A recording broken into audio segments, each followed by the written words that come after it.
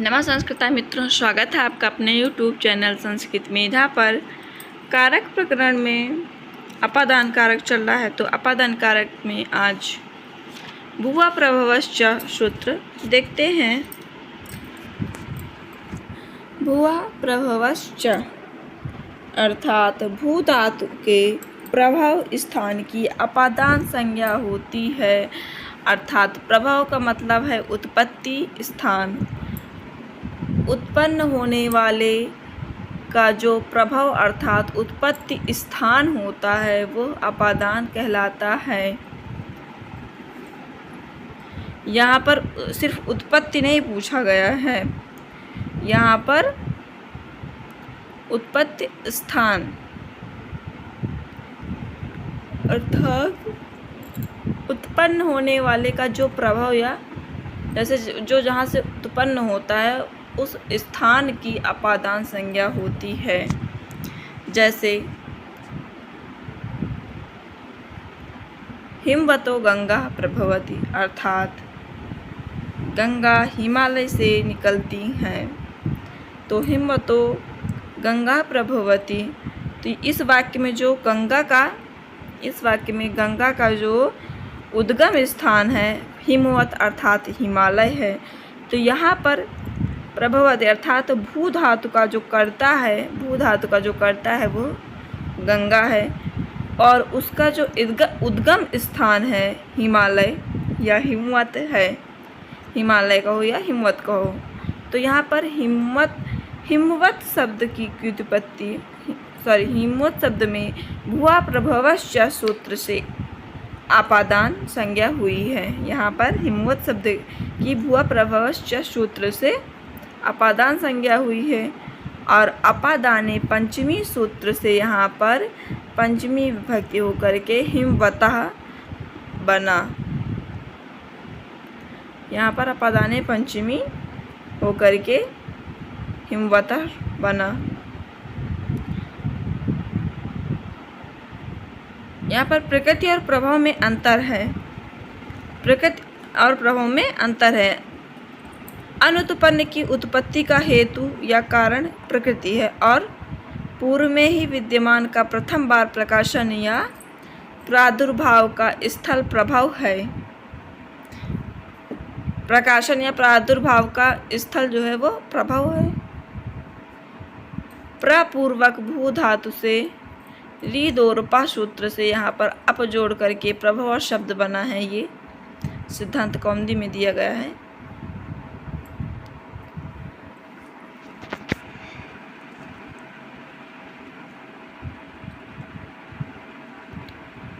अगला सूत्र देखते हैं, ये वार्तिक है। लेब लोपे कर्मण्य अधिकरणे च, ये वार्तिक है।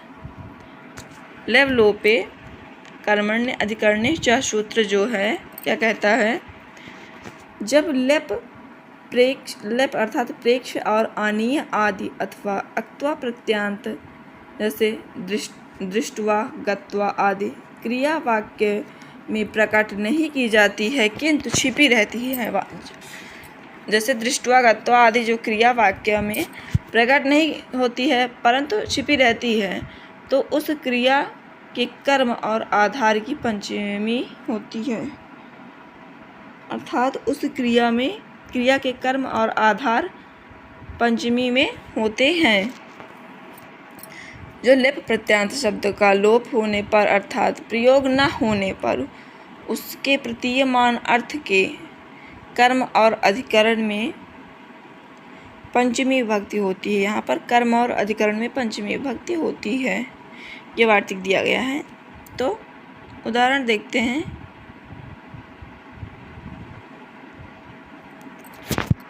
श्वशुरा जृह्येति अर्थात ससुर से लज्जा करती है। श्वशुरात् जृह्येति अर्थात ससुर से लज्जा करती हैं, तो वह वधू अर्थात ससुर को देखकर लज्जा कर रही हैं। तो इसका अर्थ यह हुआ कि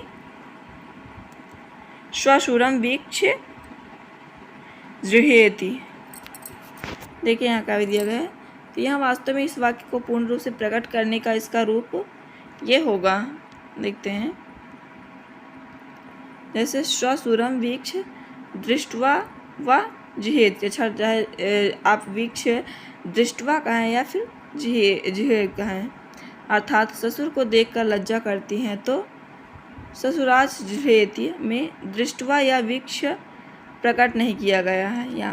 तो यहाँ पर वीक्ष और दृष्ट्वा प्रकट नहीं है, किंतु इसकी प्रतीति होती है, तो इसलिए दृष्ट्वा का कर्म जो है वो ससुर में पंचमी हो गया, ससुर जो है पंचमी में हो गया।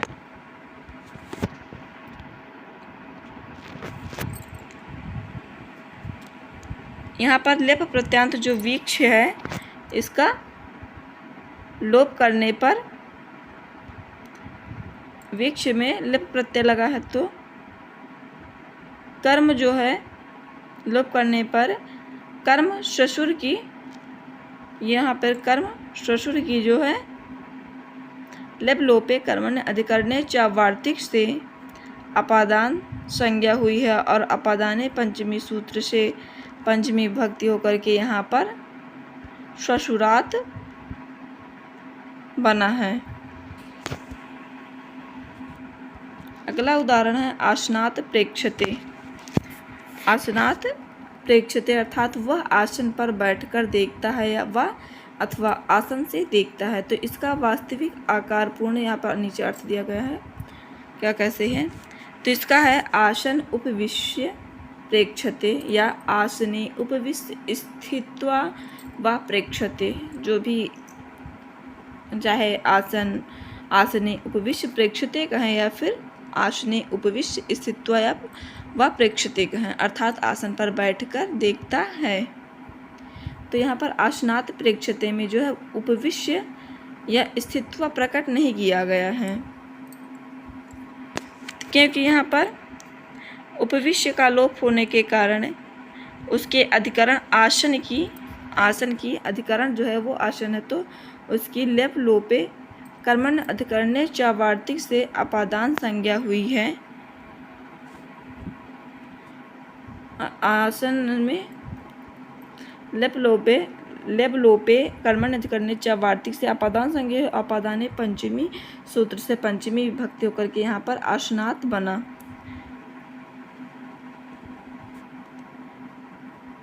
यहाँ पर जो उपविश्य या स्थित्व प्रकट नहीं किए गए, इसलिए उपविश्य का जो आधार आसन सप्तमी में न होकर के पंचमी में, जो मैंने अभी बताया है आपको।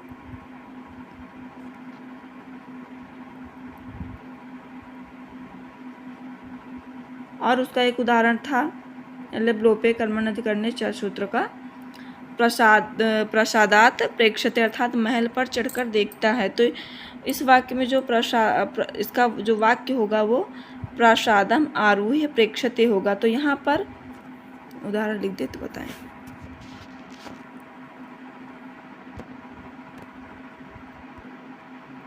ये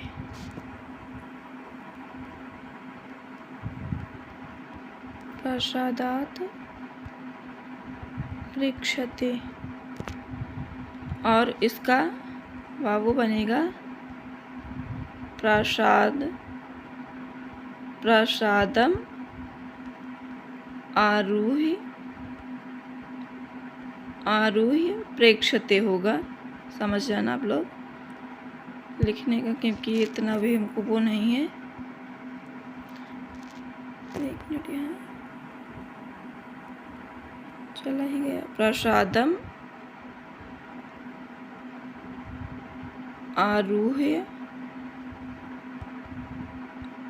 प्रेक्षते, और उसका जो वाक्य बनेगा पंचमी में वो प्रसादात प्रेक्षते होगा। तो यहाँ पर जो प्रसादम आरूह्य प्रेक्षते जो है, यहाँ पर लेप प्रत्यांत आरूह्य धन, आरूह्य में आरूह्य धन लेप होगा, तो आरूह्य के लोप होने पर यहाँ पर जो कर्म प्रसाद की, यहाँ जो कर्म है ये प्रसाद, तो लेप लोपे कर्मण अधिकरणे च वार्तिक से यहाँ पर अपादान संज्ञा हुई है, और अपादाने पंचमी सूत्र से यहाँ पर पंचमी विभक्ति होकर के ये प्रसादात शब्द बना। अगला वार्तिक है यतश्च अध्व काल निर्माणम तत्र पंचमी, ये वार्तिक है। अर्थात जिस स्थान या समय से किसी दूसरे स्थान या समय की दूरी दिखलाई जाती है तो वहाँ पर स्थान या समय में पंचमी विभक्ति होती है या पंचमी विभक्ति में रखा जाता है। जिस स्थान या समय से किसी दूसरे, जैसे किसी स्थान से किसी दूसरे स्थान की दूरी दिखाई जाए या फिर किसी समय से दूसरे समय की दूरी दिखाई जाती है तो उस स्थान और समय को पंचमी विभक्ति में रखा जाता है या फिर उस समय और स्थान में पंचमी विभक्ति होती है।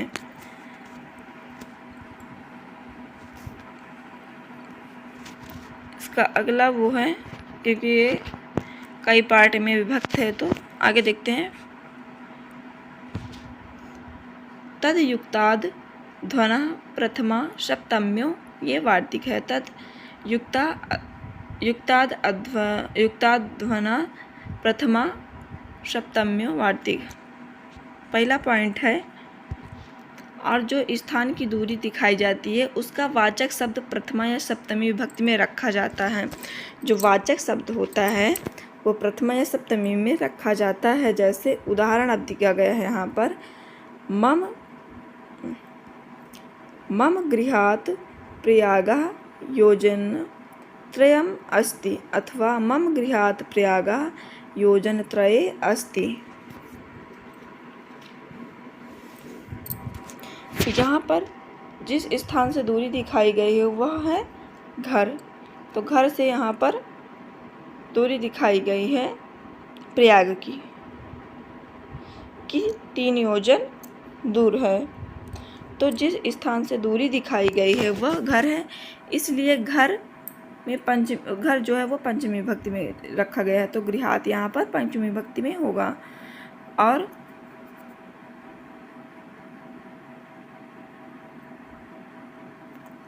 और जितनी दूरी दिखाई गई है वह 3 योजन है, इसलिए 3 योजन जो है वो प्रथमा में अथवा सप्तमी में रखा गया है। तो यहाँ पर जो योजन त्रयम है तो ये यहाँ पर प्रथमा विभक्ति होगी। अगर मम गृहात् प्रयागा योजन त्रय अस्ति होता तो यहाँ पर होगा, तो वहाँ पर सप्तमी विभक्ति होगी। तो योजन त्रय होने पर सप्तमी हो जाएगी और योजन त्रयम रहेगा तो वहाँ पर प्रथमा विभक्ति रहेगी।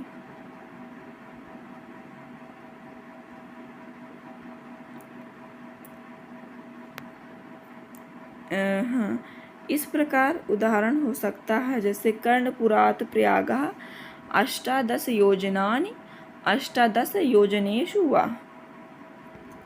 तो इसमें जो है 18 योजनानि प्रथमा में हो गया और 18 योजनेषु ये सप्तमी में हो गया है। भरद्वाज आश्रमात् गंगा यमुनयोः संगमः क्रोशः क्रोशे व इत्यादि। तो यहाँ पर क्रोशः जो है वो प्रथमा में हो गया और क्रोशे जो है वो सप्तमी में हो गया। तो यहाँ पर प्रथमा और सप्तमी दोनों विभक्ति का प्रयोग हुआ है। जैसे वनात् ग्रामो योजनम योजने वा, अर्थात तो वन से गांव जो योजन है यह 4 कोश है। तो उस वाक्य में मार्ग की दूरी अर्थात परिमाण, योजन अर्थात 4 कोश बतलाई गई है। तो यतश्च अध्व काल निर्माणम तत्र पंचमी वार्तिक से यहाँ पर वनात् में पंचमी विभक्ति हुई है और वन से गांव की दूरी जो योजन भर बतलाई गई है वहाँ पर तद युक्ताद अध्वना प्रथमा सप्तमी वार्तिक से सप्तमी, वन में ग्राम की दूरी वाचक शब्द में प्रथमा विभक्ति होने पर योजनम और सप्तमी विभक्ति होने पर योजने बना है। तो यहाँ पर हम समझते हैं, जैसे तद युक्ता ध्वना प्रथमा सप्तम्यो सूत्र से यहाँ पर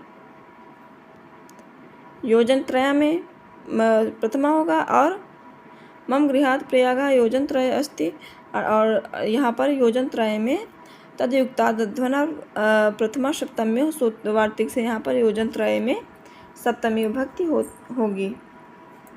और गृहात् में यतश्च अध्व काल निर्माणम सूत्र से यहाँ पर पंचमी होगी।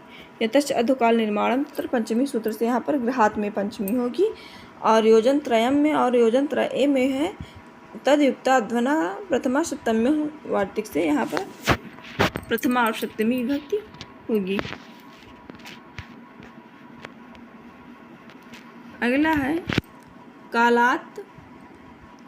कालात् सप्तमी वक्तव्या वार्तिक है। ये कालात् सप्तमी च वक्तव्या ये वार्तिक है। दूसरा पॉइंट में ये है कालात् सप्तमी वक्तव्या प्रथमा में था, प्रथमा में तद्युक्ताध्वना प्रथमा सप्तमी है और दूसरा जो है वो कालात् सप्तमी वक्तव्या वार्तिक में क्या दिया गया है, जो समय की दूरी दिखाई जाती है, जो समय की दूरी दिखाई जाती है उसका वाचक शब्द सप्तमी विभक्ति में रखा जाता है।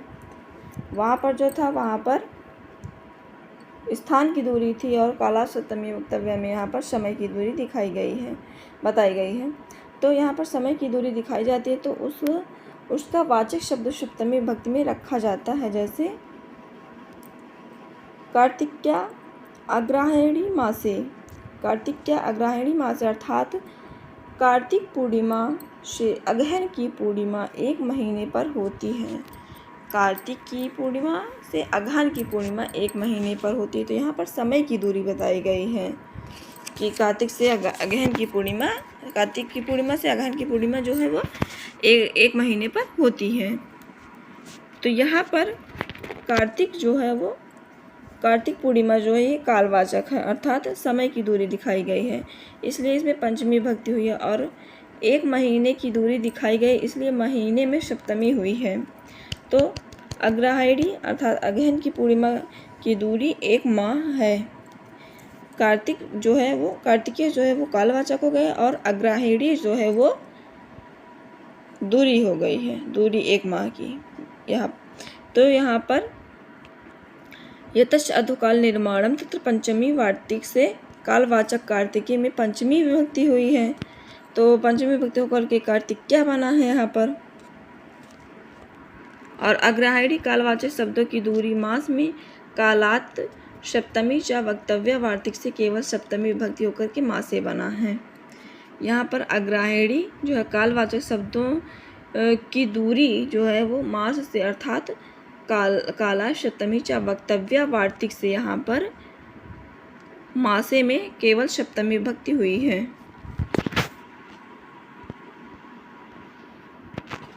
और उदाहरण देख लेते हैं। जैसे अस्मात् दिवसात् गुरु पूर्णिमा दशसु दिवसेषु। और दूसरा है अस्मिन् मासस्य प्रथम दिवसात् विजयदशमी पंचविंशति दिवसेषु इत्यादि।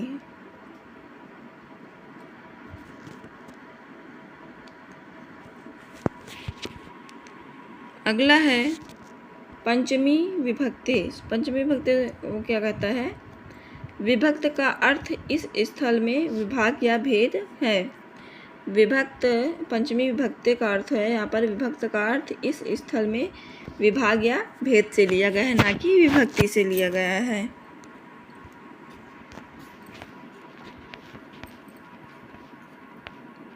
देखते क्या दिया गया है। जैसे येषुन अथवा तरप, जैसे येषुन अथवा तरप प्रत्यांत विशेषण जो कि पीछे बाबूराम सक्सेना के जो किताब है उसमें 96 पेज पर दिया गया है। येषुन और तरप प्रत्यांत विशेषण के द्वारा अथवा साधारण विशेषण या क्रिया के द्वारा जिससे किसी वस्तु का तुलनात्मक तारतम्य दिखाया जाता है। साधारण विशेषण या क्रिया के द्वारा, साधारण विशेषण हो या क्रिया के द्वारा हो, जिससे किसी वस्तु की तुलना तारतम्य दिखाया जाता हो, अर्थात तुलनात्मक संबंध दिखाया जाता है या तारतम्य दिखाया जाता है तो उसमें पंचमी विभक्ति होती है, किंतु वे दोनों वस्तुएं भिन्न जाति, गुण, क्रिया अथवा संज्ञा वाली होनी चाहिए। वे जो दोनों वस्तुएं हैं वे भिन्न जाति की हो, गुण की हो या क्रिया की हो तथा संज्ञा वाली होनी चाहिए। जैसे प्रजा संरक्षति नृपः व सः वर्धयति पार्थिव्यम। प्रजा संरक्षति नृपः सः वर्धयति पार्थिव्यम। तो यहाँ पर प्रजा अलग है और नृप अलग है, अर्थात राजा अलग है।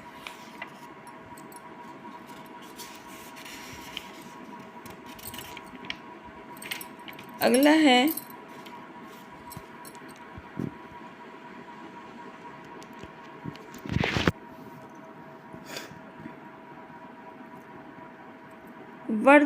वर्धनाद्र क्षणं श्रेयः तद्भावे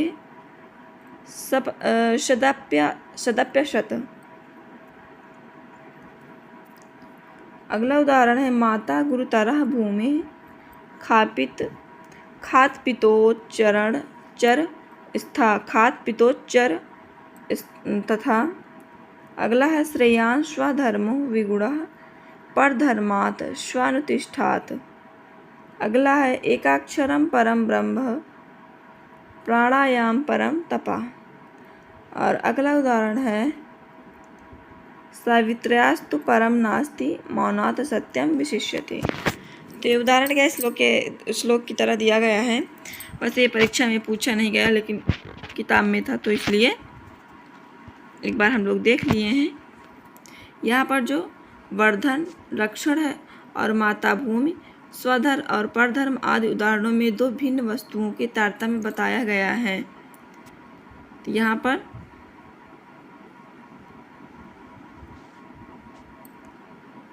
वर्धयति अर्थात वर्धन और संरक्षित अर्थात रक्षण का बताया गया है। और यहाँ पर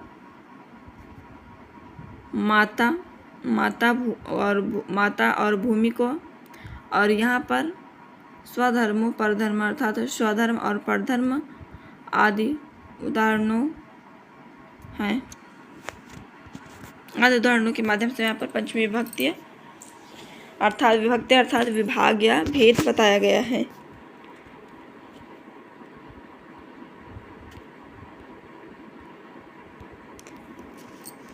आज के लिए बस इतना है, फिर मिलते हैं अगली वीडियो में। तब तक के लिए धन्यवाद मित्रों। अगर वीडियो पसंद आई हो तो please like share and subscribe करें।